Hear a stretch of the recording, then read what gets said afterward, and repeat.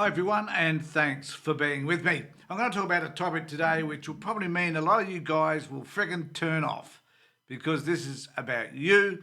It's about how the way we behave as men, but not all of us, and I will accept that.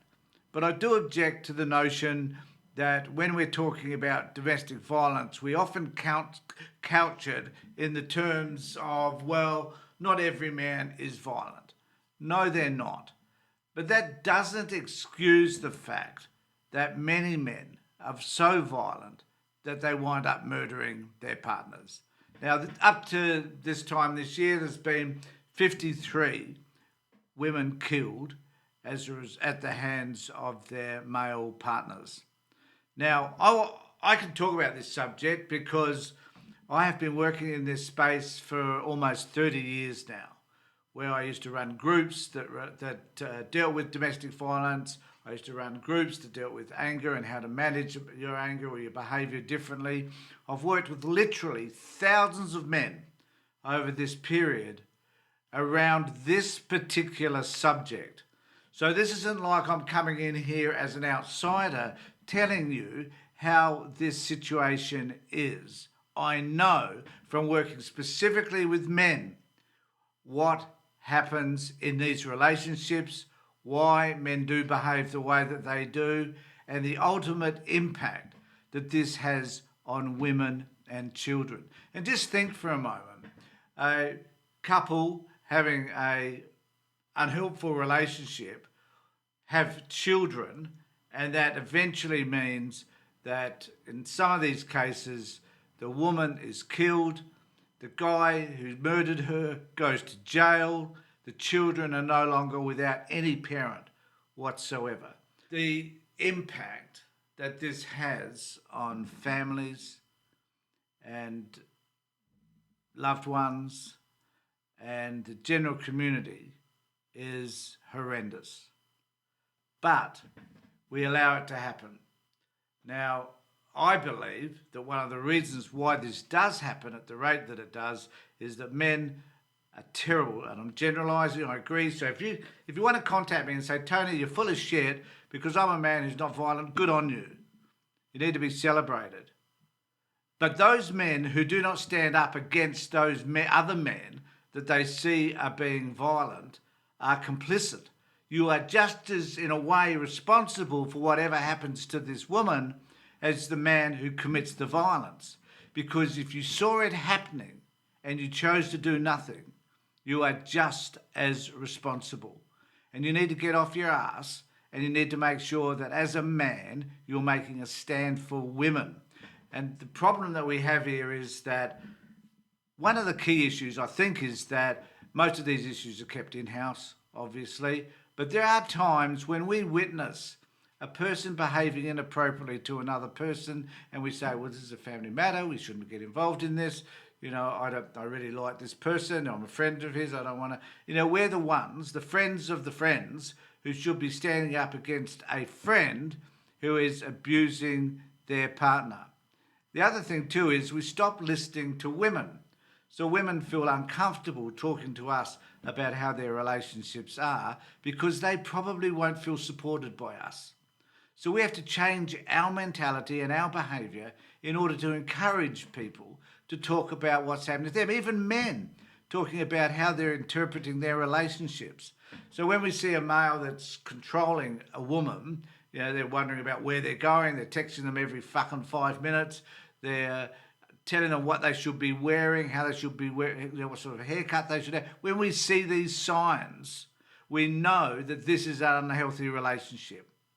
And we fail as men over and over again to explain to the man how unhelpful this is for the women and the children in his life.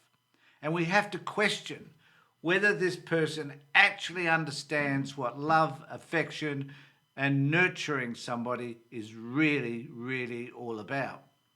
And this has come about because, or the reason why I'm talking about it, is because I know it's been happening for a long, long time, but these statistics are just getting worse and worse and worse. And there's no other explanation for it apart from the fact that we as men are failing women by not taking action against it. And there's an article that came out in the Guardian, but it was also in a whole host of other newspapers, and it was in relation to the fact that the intimate partner homicide has increased dramatically, and that in South Australia they're attempting to take some steps in order to rectify this problem. A new intimate partner homicide dashboard offering more up-to-date figures will soon be available. Other deaths of 4 South Australian women in 1 week. In 1 week, 2 weeks ago, there were 4 deaths at the hands of these terrible, horrific men. The government would introduce the Federal Statistical Dashboard by mid-2024 to provide more timely reporting on intimate partner homicide.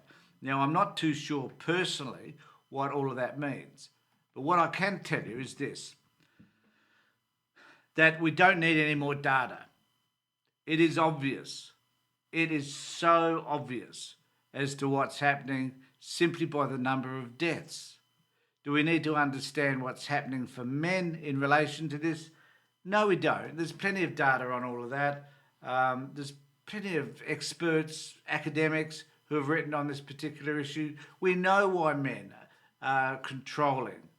We know why men get to that point whereby they have to control to the nth degree, and if it doesn't work, and particularly when women choose to leave a relationship, which is the point at which they're more likely to be murdered, that is when a guy goes over the top. But it's all the events that lead up to that that need to be mitigated against, or at least understood, and it's in there somewhere that we need an intervention of some sort.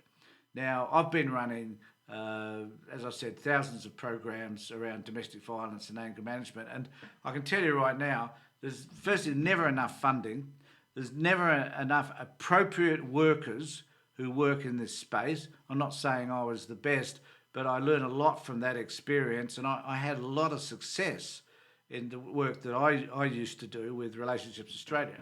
So I can tell you right now, though, that there are not enough good people working in that space. It's a specific space with a specific set of professionalism and understanding that you need in order to work with men who are violent and abusive.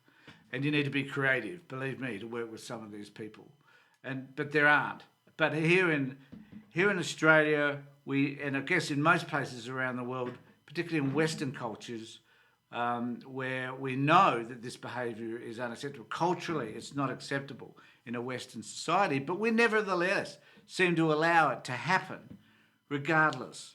And the reason for that is that you and I, as men, are doing nothing about it. I guess I've done my bit, but on a larger scale, in terms of who we are as men, we need to make a further stand against any behaviour that is detrimental to a woman.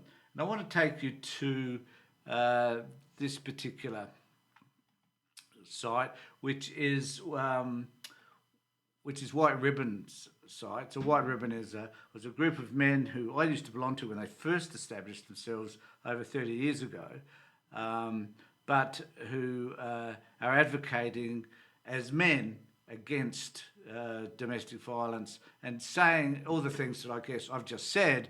They're espousing on that. They espouse that as well. So, and I just wanted to read this bit, which I think really just sums up everything I've been saying. Are we suffering deja vu, Australia, is the question. January was a horrific month of violence for Australian women, and it comes off a similar number of murders prior to Christmas and early in 2022. So far, in 2023, a woman has been murdered every 5 days, and yet men continue to remain silent on this issue. This is what I'm talking about.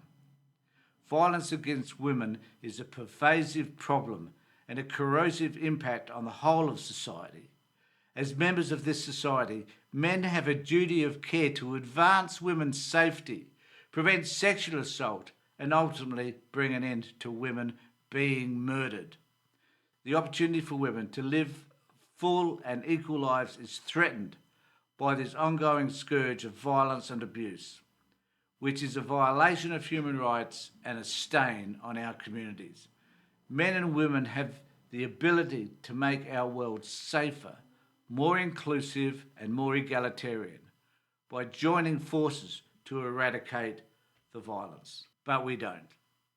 And I want you to think about next time you come across somebody that is even just misogynist, that they're saying things that are detrimental to women, ask yourself, have I got the courage to raise that as inappropriate behaviour and to point out the impact that has on the person they're deriding?